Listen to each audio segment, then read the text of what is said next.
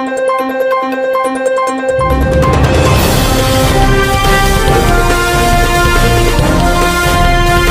देख रहे हैं इंडिया का नंबर 1 न्यूज चैनल सीधे बोल, खबर आपकी परवाह देश की। मित्रों नमस्कार। आज चुनाव आयुक्त के रूप में पूर्व आयुक्त टीएन सेशन की याद आने लगी। उन्होंने सिखा दिया था कि चुनाव कैसे कराए जाते हैं और देश के प्रत्येक व्यक्ति को इसका एहसास होने लगा था। पहले चुनाव होते थे, लोगों को पता नहीं चलते थे। अब चुनाव आयुक्त को लेकर जहां सवाल उठने लगे हैं, वहीं सुप्रीम कोर्ट ने चुनाव आयुक्त की नियुक्ति प्रक्रिया को बदलने के संकेत भी दे दिए हैं। मित्रों, सीबीआई डायरेक्टर की तरह इनकी भी नियुक्ति होना चाहिए, जिसमें एक कमेटी बनेगी और जिसकी सिफारिश पर राष्ट्रपति आयुक्त की नियुक्ति के लिए अपनी अंतिम मोहर लगा देंगे। सुप्रीम कोर्ट के 5 जजों की बेंच ने यह फैसला देते हुए कहा था कि अब तक केंद्र सरकार यह नियुक्ति करती थी। वहीं justice K M. Joseph, Ajay Rastogi, Aniruddha Bose, Hrishikesh Roy और सी.टी. रवि कुमार ने यह फैसला सुनाया था। उन याचिकाओं पर यह फैसला दिया था जिस फैसले में करोजिनियम जैसे सिस्टम की मांग की गई थी। हालांकि सुप्रीम कोर्ट ने साफ कर दिया था कि मौजूद व्यवस्था तब तक जारी रहेगा जब तक कि संसद कानून न बना दे। कोर्ट ने कहा, ऐसे में जानना जरूरी है कि मुख्य आयुक्त और चुनाव आयुक्त की नियुक्ति अब तक कैसे होती थी। आखिरकार चुनाव आयोग में राजनीतिक दखलंदाजी के आरोप कब तक लगते रहेंगे।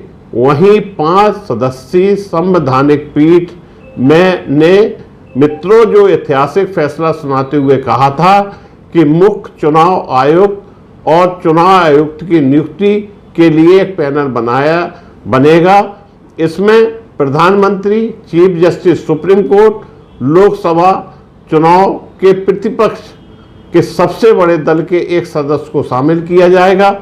इतना ही नहीं, चुनाव आयुक्त अरुण गोयल की नियुक्ति को आश्चर्यचकित बताया।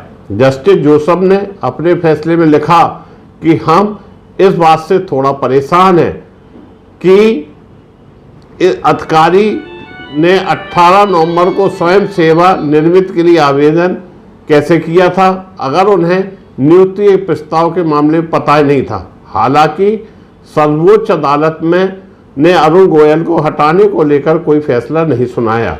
वहीं जानकारी के अनुसार कोर्ट ने इस बात पर विशेष रूप से ध्यान दिया कि चुनाव आयोग पद पर उस व्यक्ति की नियुक्ति को प्राथमिकता देना चाहिए जिसे अच्छा खासा अनुभव हो। कोर्ट ने कहा, संसद में जब तक चुनाव आयुक्त की नियुक्ति को लेकर कोई कानून नहीं बना देती है, तब तक कोर्ट के फैसले के तहत नियुक्तियां की जाएंगी।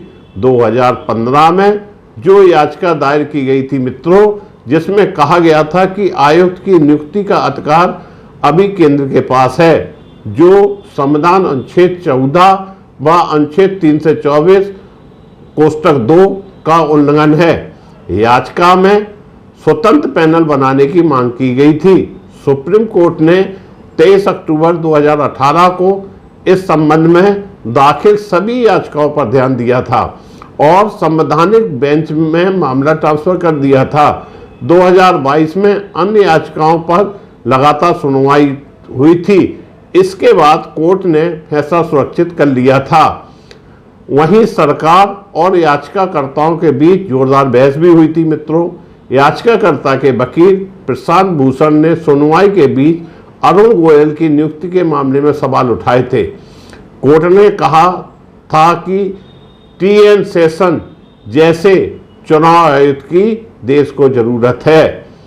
सुनवाई के दौरान जस्टिस जोसेफ ने कहा था कि मान लीजिए प्रधानमंत्री के खिलाफ चुनाव आयोग में शिकायत दाखिल की जाती है और आयुक्त कमजोर हो तो कैसे कार्रवाई करेगा।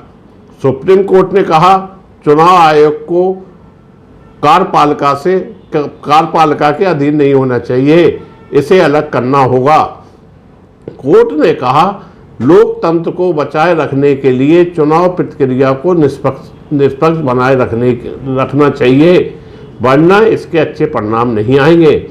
जस्टिस जोसेफ ने कहा कि बोर्ड की ताकत बहुत बड़ी होती है और इससे मजबूत से मजबूत पार्टियां भी सत्ता में परास्त हो सकती हैं, इसलिए वोट देने वाले माध्यम को चुनाव आयुक्त ही माना गया है, इसे स्वतंत्र होना चाहिए।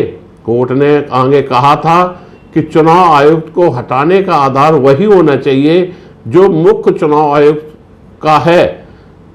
70 साल में चुनाव आयुक्त की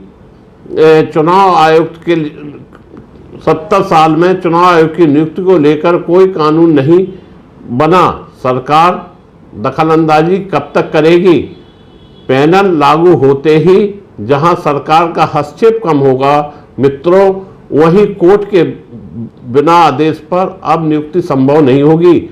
अगर की जाती है तो उसे अवैध समझा जाएगा। जब तक विपक्ष के नेता इसमें शामिल नहीं होंगे तब तक नियुक्ति को लेकर निष्पक्षता पर सवाल उठते रहेंगे। फरवरी 2024 में चुनाव आयुक्त अनूप पांडे रिटायर होंगे। उसके बाद नए आयुक्त की नियुक्ति के समय सुप्रीम कोर्ट के फैसले को सरकार को हर हाल में अमल करना होगा ताकि निष्पक्ष चुनाव आगामी लोकसभा के लिए संपन्न कराए जा सके। वहीं चुनाव आयुक्त जनता के ऊपर एक ऐसा पहरा देती है जिसकी वजह से जनता को भी उस पर विश्वास है और विधायक और सांसद जो चुनाव लड़ते हैं वो अपनी मनमानी नहीं कर पाते हैं। कोई भी सरकार हो या केंद्र सरकार हो या प्रदेश सरकार, किसी भी को इतनी पावर नहीं होती है कि चुनाव आयोग के नियमों का उल्लंघन कर सकें, क्योंकि चुनाव आयोग को असीम पावर होते हैं। अगर इसका ठीक ढंग से प्रयोग किया जाए तो जो आरोप प्रत्यारोप लगाए जाते हैं वह बंद हो जाएंगे और निश्चित तौर पर जो लोकतंत्र में एक लोकतांत्रिक व्यवस्थाएं इस देश के अंदर हैं वो बरकरार रहेंगी। सीधे बोल से मुकेश सुदैनिया।